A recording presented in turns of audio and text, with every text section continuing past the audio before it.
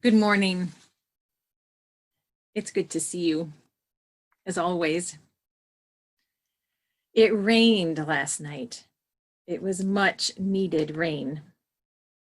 And I have been watching all week for the places that rain is falling on our thirsty country.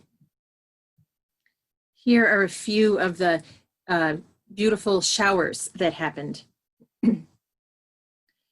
Fans of Korean pop music in this country have been flooding white supremacy sites and police surveillance sites with video clips of their favorite bands, thereby crashing some of the sites with fun music. There were people in the streets of Exeter and Portsmouth and Dover and Manchester and Concord and probably more that I don't know about. So many towns all over the place joining the big cities. It's so powerful for this movement to be everywhere.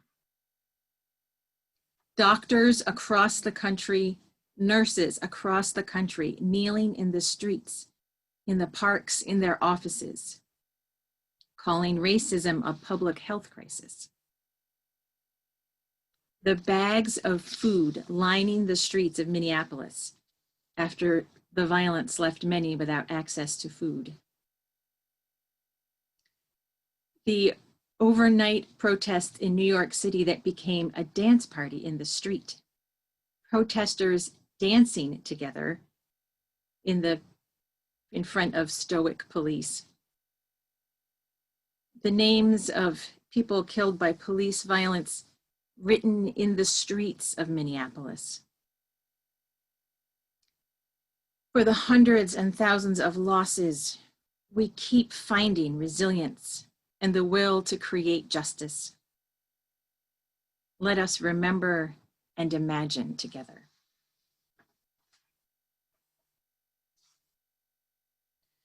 I took the light from our chalice with me to the vigil in Dover on Monday evening. So I lit this candle there in the fading daylight into the evening and held it up with all of the others that were held up. So our light, our collective light, was there in that gathering, trying to offer the light for recreation and new possibility in our country. So that reaching out into the world is held in our covenant. So I invite you to light your chalice, hold it high. If you have a cairn or other sacred object, gather up that energy and we'll say our covenant together. The words of it will be in the chat. Love is the doctrine of this church. The quest for truth, its sacrament, and service is its prayer. To dwell together in peace, to seek knowledge in freedom, to serve humanity in fellowship, to respect the nurturing power within all of us. Thus do we covenant.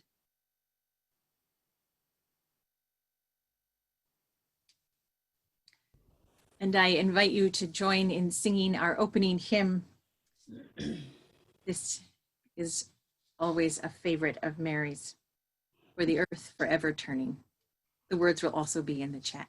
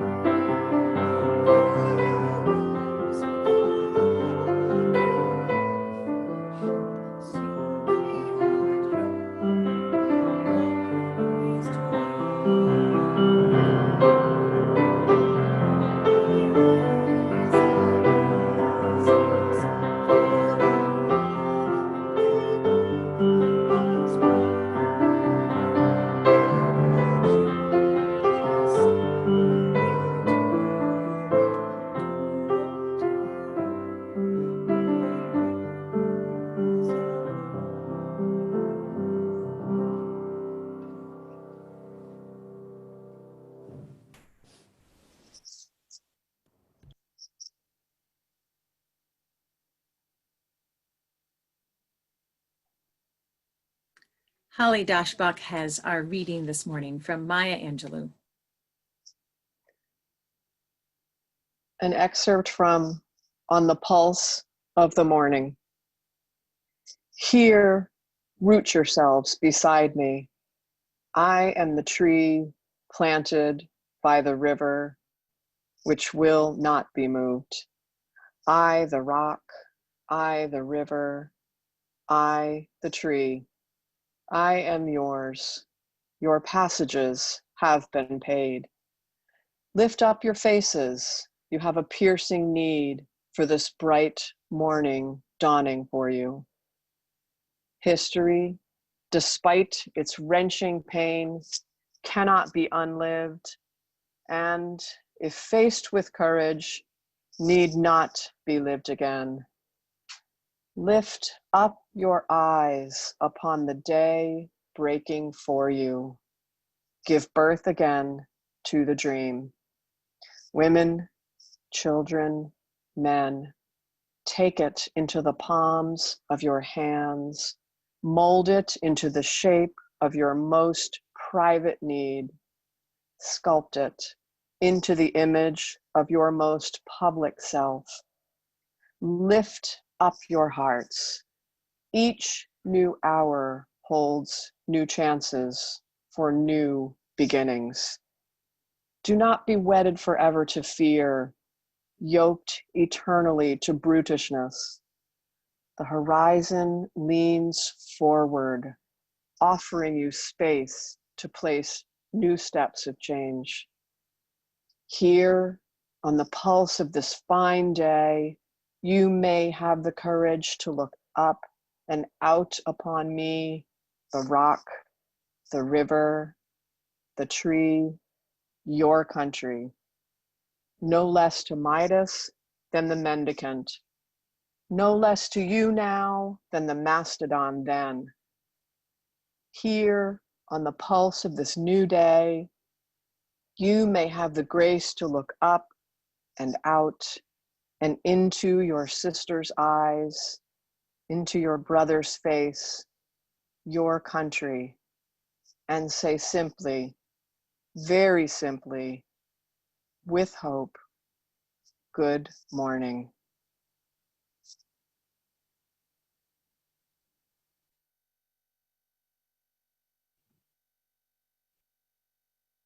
And with that greeting from one of our great poets, I invite you into a time of meditation, a time of stillness, a time to greet the morning in all its variety.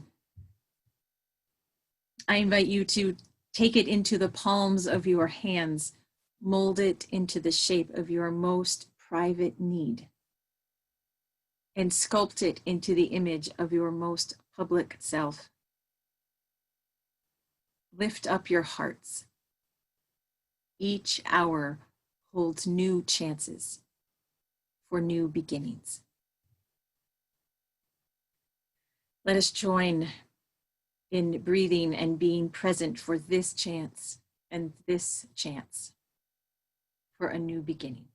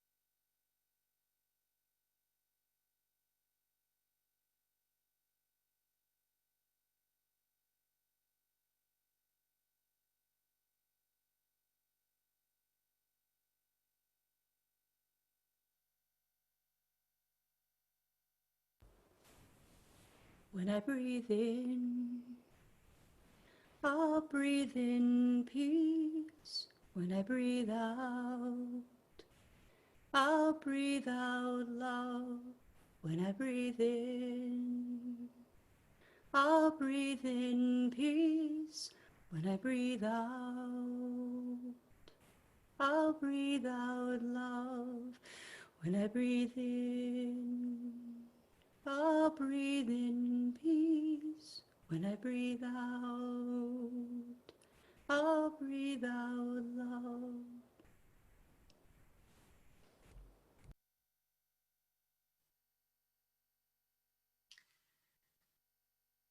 These days are just intense every day, every morning, every evening. The sorrow and the rage in our country is nearly overwhelming. And the joy of the ways that people reinvent and find new creativity and connections is also stunning. So we take this time for joys and sorrows, whether they be global or the things that are happening in the silence of your heart.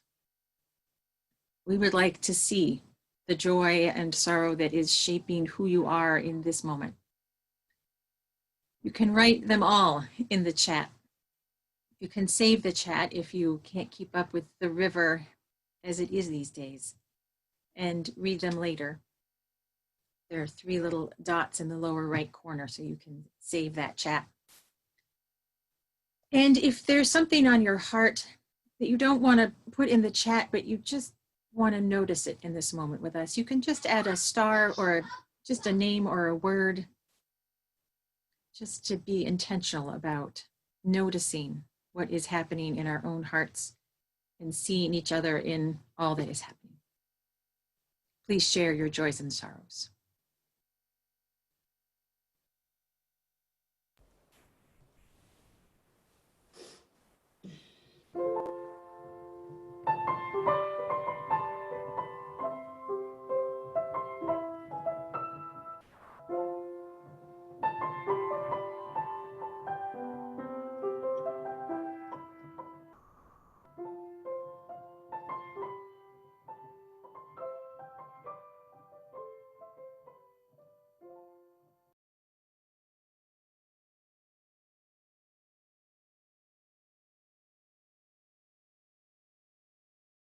Your faces as you read the things that are going by, all of the joy and sorrow in all the sizes of it. It's a very sweet kind of listening that you're doing. You're reading, but you're taking each other in, honoring what is unfolding in our community right here and around the world. And indeed, Mary's music is one of the joys and also a sorrow these days, since we know we don't have it for much longer. We'll take just one more moment here if there's one last joy or sorrow that anyone wants to add to the chat. Take a breath together to honor all that has been said, all that isn't said because there's so much that can't be put into words right now. Knowing that we are listening to each other in the ways that we can from a distance and honoring each other's lives as we live into this moment.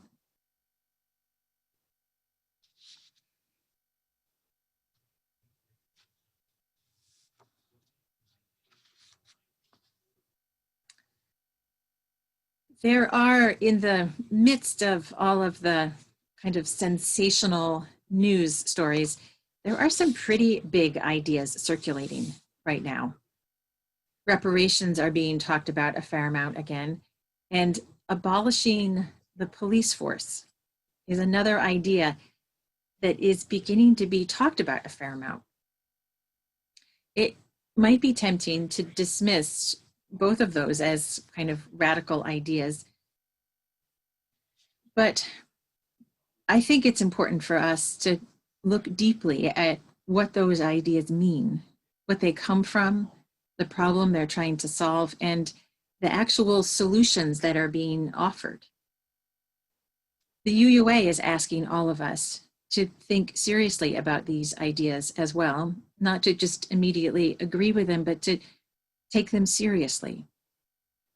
Think about them and talk about them together. Talk about what it means for our country to reconsider how we do some of our most fundamental things. We've talked about reparations before. In December, Nancy Winterbottom and I talked about it and used the definition for reparations as the spiritual journey toward redemption and belonging. And that is certainly the journey we're on in this country right now. Hard journey it is. Redemption and belonging. And I'm pretty sure good when we get further along the way. The other idea that I invite all of us to take a look at, to learn about and understand the history and possibilities of, is abolishing the system of policing. What would it look like to not have police as we know them now? To have radically increased social work programs, mental health programs, drug and domestic violence intervention programs instead. There was a story this week, one of many, in which a white person called the police because the house next door had an African-American man in his pajamas on the front porch. The police came over, barged in the front door, handcuffed the man in his pajamas, and then asked some questions, including talking to the landlord and finding out that, yes, in fact, the man was living there. There was no reason to have him handcuffed for being Black. What would it be like if our society had figured out how to have conversations between new neighbors? And if police or some community person did get involved, how to start with a conversation instead of a big reaction that then just makes everything worse. It's a structure that could change. It would cost money and time, it's true, to relearn these social and emotional skills that bind us together. And I have to say, you all at First Unitarian Universalist Society of Exeter, this is your zone. This place where human kindness and figuring out how to bind each other together. That's what our superpower is. This is our moment to step in and consider some new possibilities, some new ways of being together that are different and built on different assumptions. What if this is the moment when we make a new structure where profit isn't the most important thing, but how we learn and relearn to care for each other is? And how do we know that this isn't just some wild, impulsive thought given the intensity of the moment? For one thing, a number of organizations have been talking for years about what it would look like to defund the police force as we know it and fund a whole lot of other programs that get at the root causes of problems rather than responding to problems at the very end of how they play out. Drug dealing a problem in your neighborhood? Instead of violently arresting people for dealing, let's get back to the root. Why do drugs seem like a good idea? What's happening in the neighborhood? What's that person's trauma that makes that seem like a good idea? Is there an employment problem? If those are addressed, that most public problem that we hear about would just fade away. Not entirely, probably, but largely. When I was at the University of Chicago, on the south side of Chicago, I got a picture of why there are problems in the African American community there. The University of Chicago is this bubble of privilege surrounded by largely African-American and fairly under-resourced communities. And people at the university are pretty afraid of the violence in the surrounding community, violence which was real. But here's what else was real. There were no jobs, there were no grocery stores, there were very few public parks, the schools were wildly underfunded. It was depressing. Just looking across the street at the neighborhood was depressing. I can't imagine what it was like to live there. For decades, we've been trying to solve a problem with force that is actually a problem of valuing human life. When I was in junior high school, I had an assignment to choose a job for myself. I had to cut a job listing out of the newspaper. Do you remember when that was a thing? And look at the salary and then find an apartment in the newspaper and see if I could put a life together with this imagined job. I chose social worker. And I remember thinking then, at 12 or 13, why is it that people who want to help other people get paid the least? Isn't that the most valuable work? Why isn't that paid better? We didn't talk about those questions in that unit in junior high in my white, affluent neighborhood in the suburbs of Chicago. We talked about getting a job that would earn you enough money. And that's in fact part of how the racism of that culture I grew up in got laid in. No one was saying anything about African-American people in this unit. They were saying how much money you make is the most important thing. And your questions about being human and valuing human life, those don't have a place here. We're not going to talk about that. And while none of that is directly about race, when nice, white, middle-class people go out into the world with that frame, those attitudes of how you make your money is the most important thing, it plays out as racism. Not seeing Black lives as inherently valuable, not remembering to put life before profit or order, not remembering that African-American people have created a lot of the wealth in this country without ever being able to keep it for themselves. Why does our culture pay people who work with other humans or with animals or the health of this planet? Why do we pay those people so poorly? Isn't that the most valuable work? Stopping and thinking about what are those essential questions and structures that we live with unawarely, and then stepping into some new ideas or some old ideas that we want to reclaim for life. That's the strategy of this moment. Adrienne Marie Brown, who is an activist and a writer and a strategist, uses the phrase, the next elegant step, when she talks about how do you figure out what to do next in a moment like this one. The next step might not feel particularly elegant most of the time, actually. It might feel awkward or anxious or conflicted. Just be clear that these moments of huge change are not always elegant, but there is always a next step that moves toward what we want most in the world. Two of my white female colleagues this week had an exchange that I appreciated. It wasn't entirely new either. We've heard versions of this before, but it was so good to hear this week. One of them said, I feel like I keep making mistakes. She was talking about how to talk about racism and how to talk about our culture changing. And the other person responded, we either do the work and make mistakes, or we don't do the work. That's life. And she wasn't being glib about it. She was just honoring the reality that we are going to make mistakes. And all we can do is figure out the next elegant step, even if it doesn't feel like waltzing at all times. And here is what we know at the moment. We don't know what is happening next.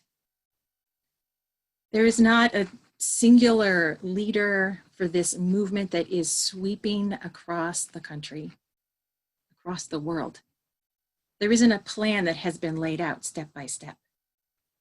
But when I say there isn't a plan, I don't mean that there hasn't been deep thought and planning and advocacy and spiritual grounding and reimagining and networking and networking and networking. Part of why this movement is happening right now is because, well, people like you have been creating and participating in all kinds of networks that can just be activated and alive right now. I mean, there isn't a outline with numbers and letters to tell us how it will go next. We don't know how it's going to unfold. And that is true of everything in life now. So we have to breathe and choose the few most important things. Write them down, stick them to the refrigerator. Dig in on what are those old patterns that we carry that got constructed in junior high or earlier, the ways that we forget to value life deeply in ourselves, in other people, and then take the next elegant step. Awkwardly, uncomfortably, stepping into a new world, following the lead of African-American thinkers and organizers, because they know some things that white people don't know in this moment, but also finding every possible way to have a hand, an active hand, in creating a future that is beautiful and just. Each hour holds new chances for new beginnings. Do not be wedded forever to fear, yoked eternally to brutishness.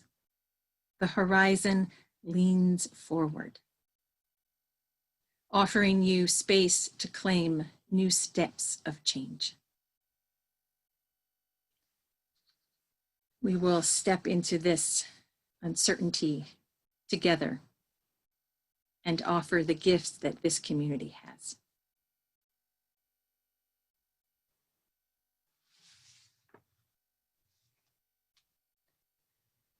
This morning, we are enacting one of our ways of caring for the community around us, for valuing life, by taking up our Give It Away offering. This morning, our offering will be given to the Connors Climb Foundation, which was founded after a young man, a boy, really, died by suicide in 2011. His family didn't want anyone else ever to suffer like that. And so they set out to give teachers and students and community members the tools and the resources to keep young people connected, to be able to see them well and help them make it into adulthood and thrive. When I was in junior high and high school, I had more than one friend who was suicidal. Probably everyone here has had someone in their life who struggled with that. And what I saw every time is that having an adult who could see what was happening, who took it seriously, and could listen and help that person get connected, made all the difference. And that is what Connors Climb Foundation does. Gives lots of people the tools to pull people back into a loving embrace, universalism. So this morning, our offering is for Connors Climb. If you would like to send a check, you can make it out to Connors Climb and send it to the church. I think that Bill Doane has a link that he can put into the chat for us so that you can go, there it is, so that you can go to Tithely and make a donation online to support this good cause. Thank you for your support.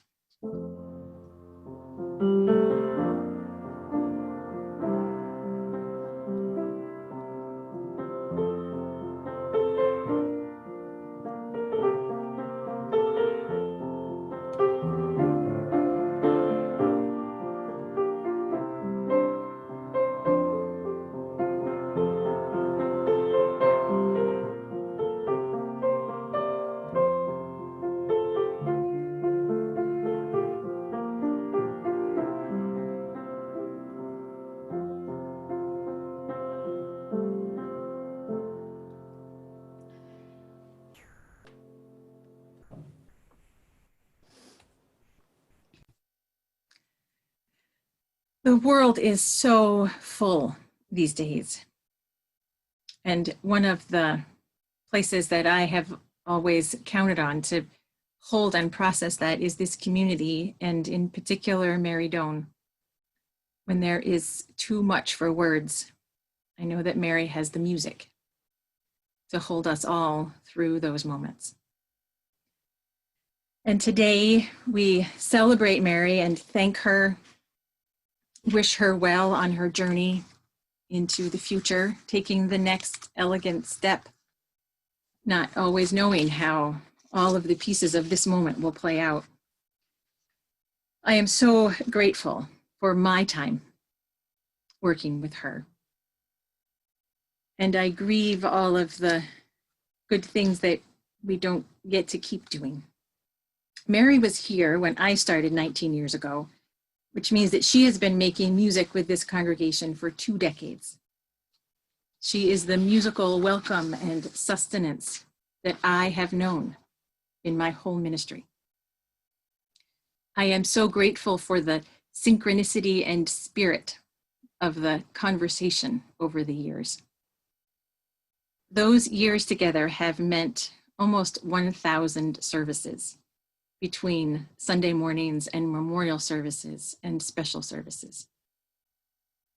I am grateful for the grand services that we created together and for the many quiet exchanges, a nod over the piano, a look from behind the pulpit, and notes or words shifted course slightly to meet the moment that was.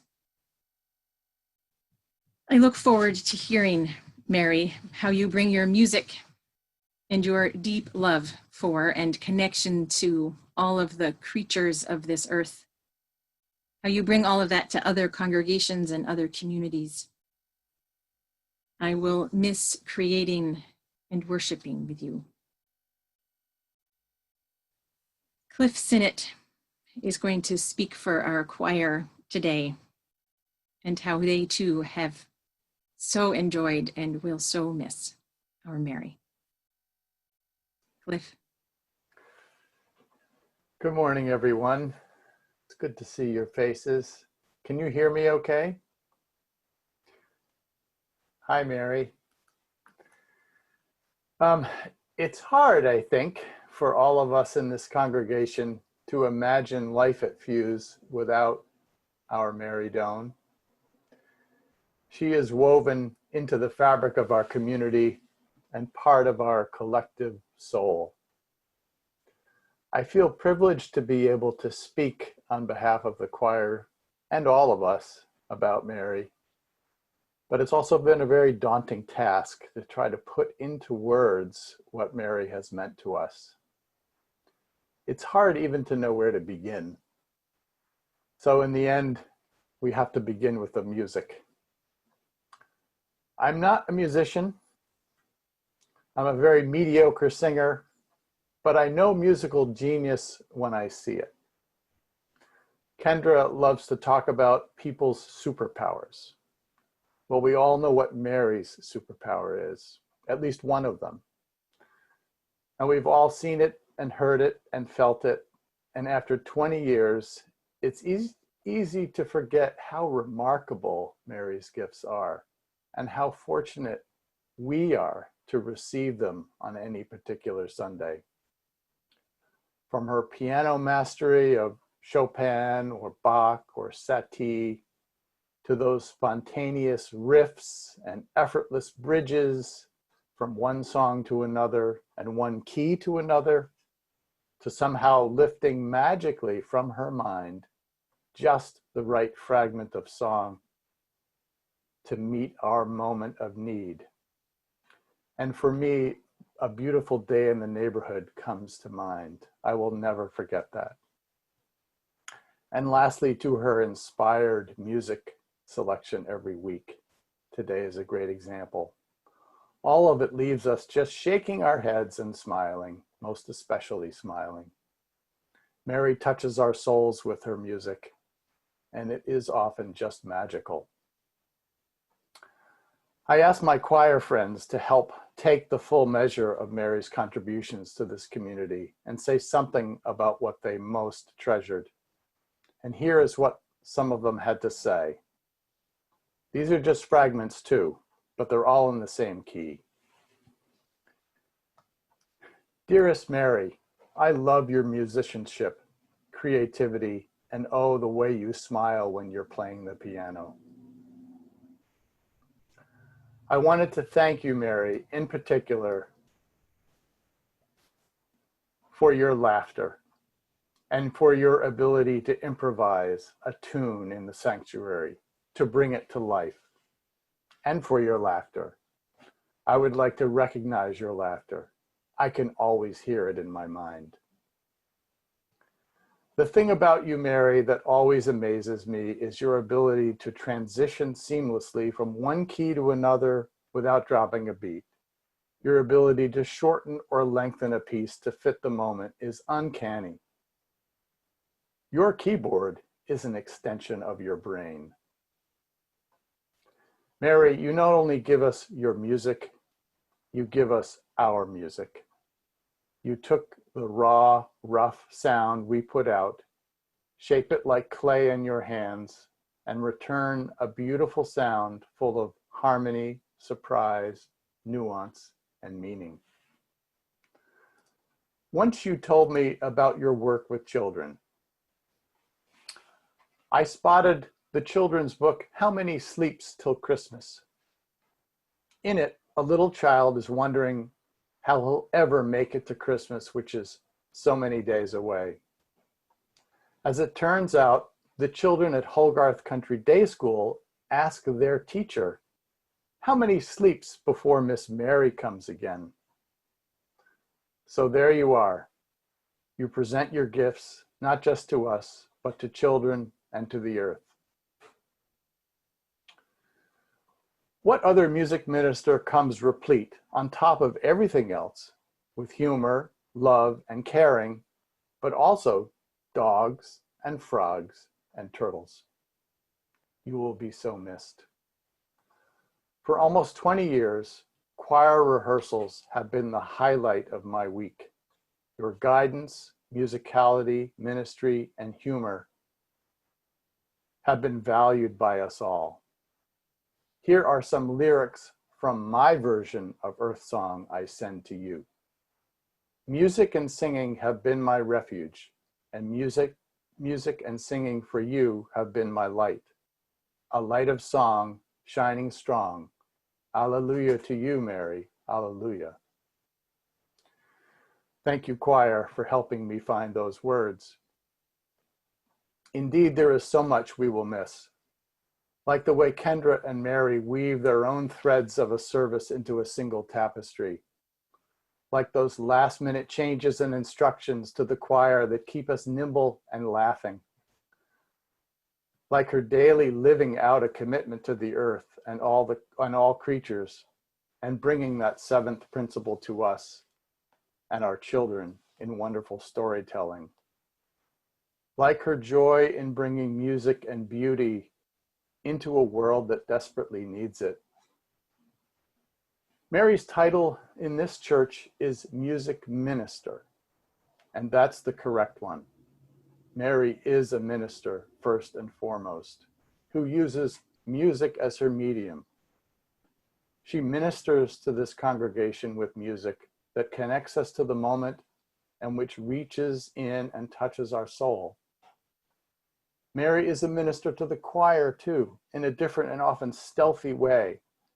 She has grown in this role over the years, in the beginning doing her frustrated best to manage an unruly and chatty group, and now being the musical and spiritual leader of what has grown into a choir family, one that is in league with her as we try to add that beauty to the world. This has been especially true in these COVID times when the choir has continued to meet at our regular time each week. Sometimes we are there to prepare a performance for Sunday in our group isolation, but always we are there with Mary's gentle but insistent prodding to share what we are feeling and learning from social isolation and to lean on each other. It is a catharsis for us. There's no getting around the truth that Mary's retirement is a sad thing for this congregation. I think it is a source of some sorrow today. I know I'm feeling that a lot of these days. But I also know this: we have been incredibly lucky to have Mary Doane as our music minister for 20 years. And that is something to celebrate. Few congregations have been blessed in this way as we have, and we must remember that. She has added to our lives. As our music minister who was ordained by us at FUUSE, Reverend Mary has done a lot of teaching here over the years with the choir, with the children, and with the congregation. And she is now going to expand her ministry beyond just this one congregation to that place, as we like to say, where the earth's deep need meets her great joy. So we wish her joy and love in her new adventures, and will always hold her in our hearts, forever grateful for her music ministry here at FUUSE. Today is June 7th. That was to be the Sunday when the choir, the whole choir, made our tribute to Mary in song. Sadly, this, along with the other celebrations that we had once planned, could not happen, at least not the way we wanted them to. But if we have proven nothing else this year, we are resilient and adaptable. So today we find other ways to celebrate. This morning, the choir wanted to sing together once more for you and for Mary. And so we will. I will close my part of this with this, a recording from one of our rehearsals earlier this year in the Phillips Chapel. We were rehearsing For the Beauty of the Earth, a song with special meaning to both the choir and to Mary. With this and what's to follow, we celebrate 20 years of making music and magic and memory. Thank you.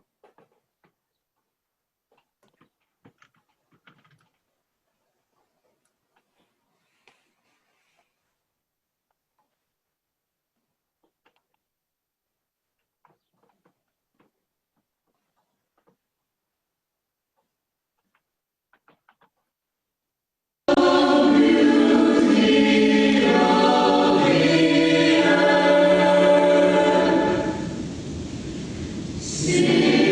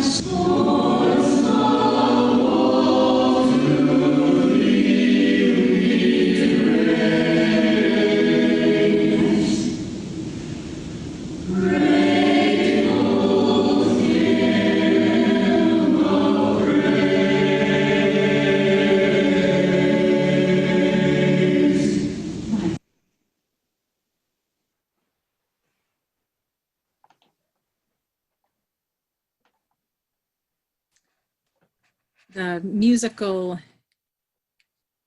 tribute, did you hear that one moment in the middle of that song when Mary said yes? The musical tribute will continue. Melanie and Peter will now sing another favorite choir song, Gates of Sweet Nectar, which is a Buddhist invocation with music by Krishna Das.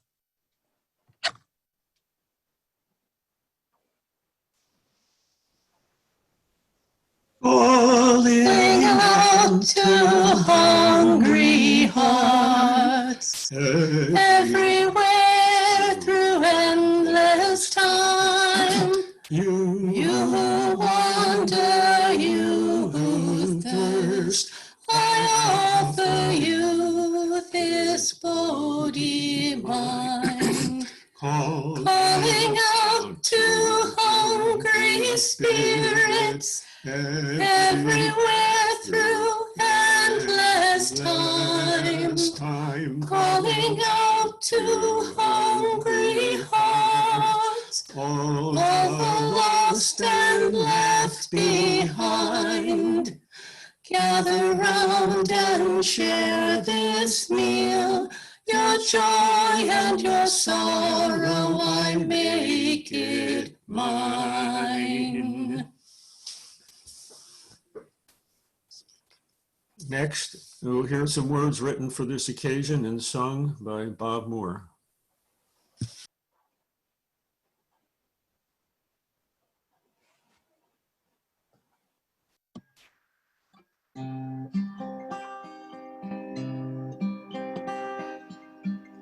In the land of angels and elves lives a voice of mythical power.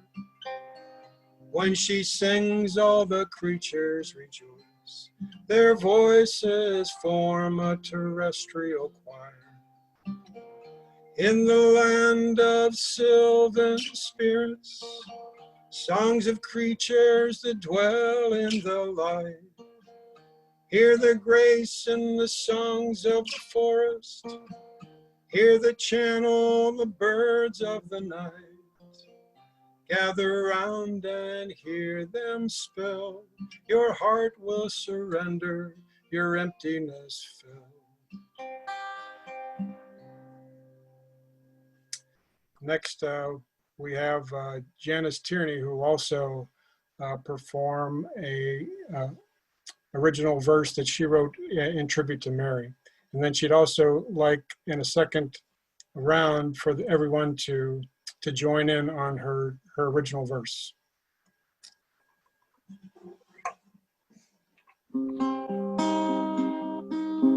How we love to hear Mary's music, filling space with soulful melodies.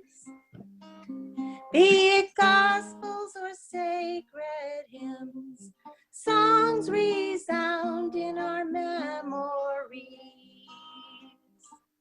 Playing piano, her talent abounds, shows the choir their abilities. Mary ministers to one and all. She loves all creatures, large and small. Weaves a service so artfully, wishing you well, new adventures in mind. Please join me now. How we love to hear Mary's music, filling space with soulful melodies. Be it gospels or sacred hymns, songs resound in our memories. Playing piano, her talent abounds, shows the choir their abilities. Mary ministers to one and all. She loves all creatures, large and small. Weaves a service so gratefully, wishing you well, new adventures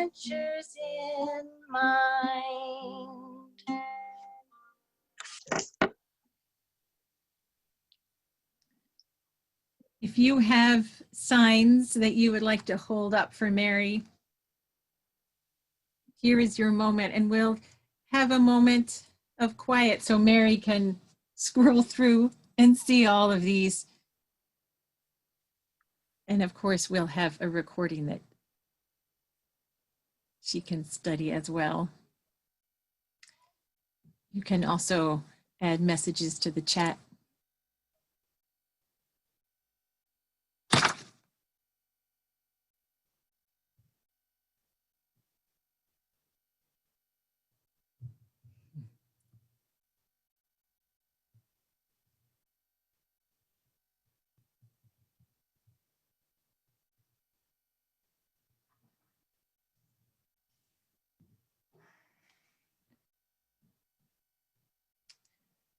I see a couple of puppets have joined us, as is only fitting.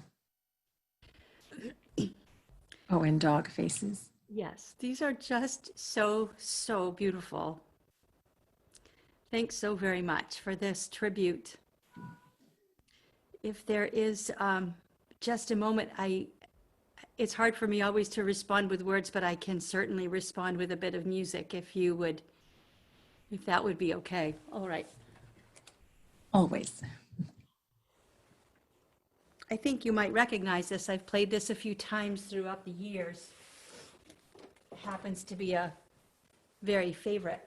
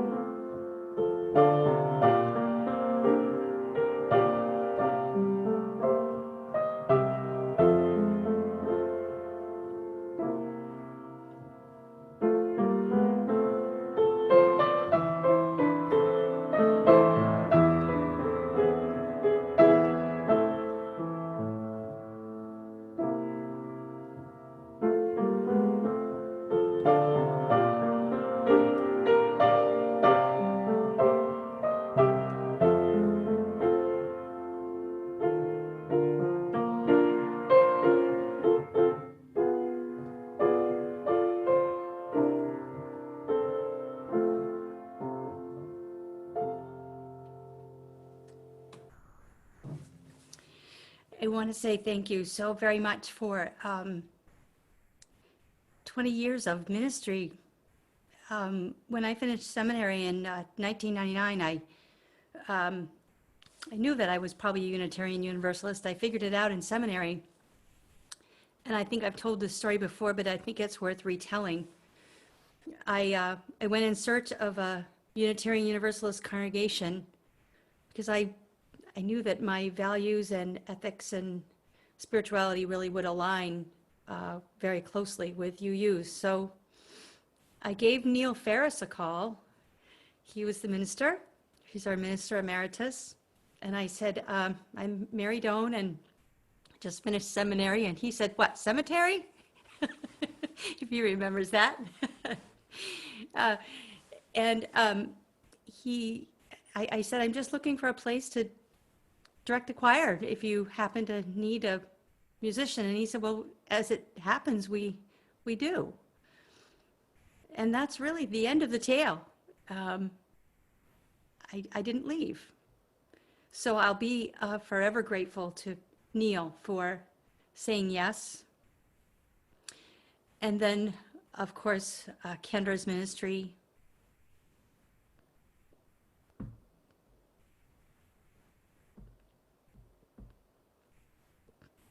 A big deal. The whole choir and all of you.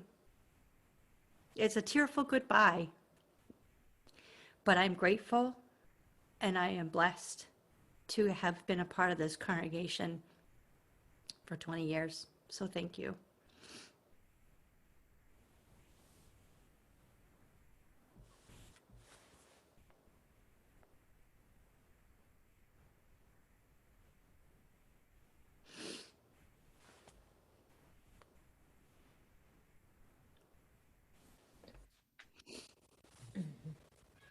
Well, let us sing together. Together in our isolation, as Cliff says. Let's sing about this light that we carry together and how we'll take it out into the world, knowing that that's what Mary is doing now too. It's hard and it's sweet, and this is how we build the future. This little light of mine. The words are